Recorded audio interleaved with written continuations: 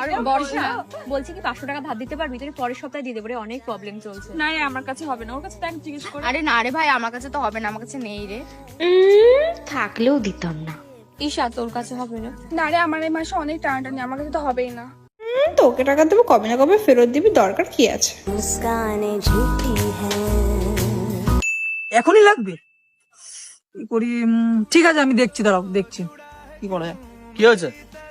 দা বলো না, টাকা লাগবে এখন 1000 টাকা, বুঝতে পারছি না কি করবো। এই নে, আমার কাছে 500 আছে। তোর কাছে কত আছে? নে নে। 500 আছে আমার কাছে, নে। দে, তোর কাছে কত আছে? 300।